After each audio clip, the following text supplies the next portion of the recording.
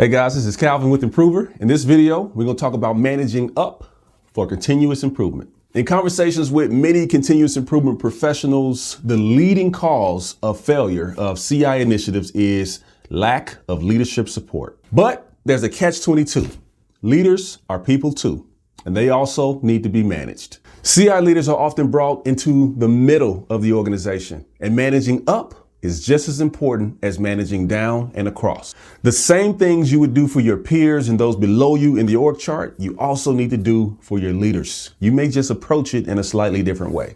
So how do you know if you could do a better job managing up? Number one, of course, is lack of leadership support. If leaders are just not showing up and they don't understand their role in leading a continuous improvement organization, it's a management issue. Number two, untrained and uneducated leaders. If they don't understand the language and they haven't taken the proactive step of setting a clear future state vision for the company to work toward, or they can't read the cues of when they should take action, it's an indication that the leader needs further education, which ultimately falls on the CI professional. And lastly, number three here is a lack of awareness of what's happening in real time regarding continuous improvement. The world of a leader is full of distractions, and just like anybody else, they can't fight what they can't see. All right, before I get out of here, I want to share a couple of tips that's worked well for me throughout my career for managing up. Number one, tell leaders exactly what you want them to do. I know this is a little counterintuitive, but if you do it right, it works incredibly well. And to do it right, you got to speak in the language of leaders. Leaders speak the language of results.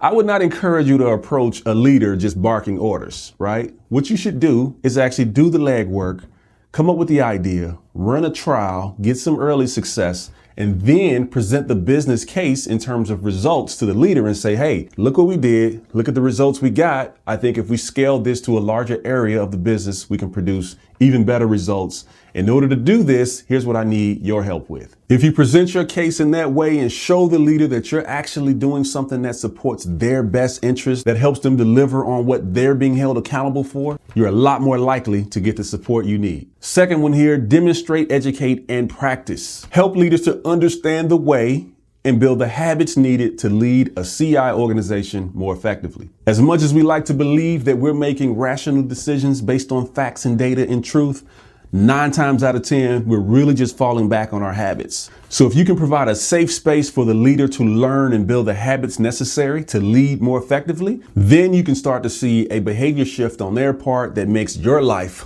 a lot easier. And the third one here is communicate, communicate, communicate. Communication is the lifeblood of any change, especially continuous improvement. Earlier in the video, I said that most CI professionals would cite lack of leadership support as a leading cause of CI failure.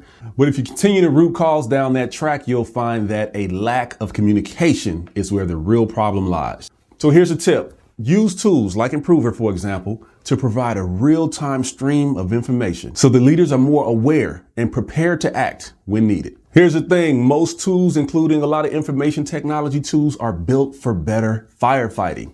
They're built to reinforce a culture of firefighting, whereas software like Improver is designed to help you move forward and reach a new plateau of performance. Leaders are often concerned with results and what needs to happen. They need good managers, including continuous improvement managers, to help make their vision a reality. So tell me, what methods have worked for you in managing up for continuous improvement, and what's it done for your business?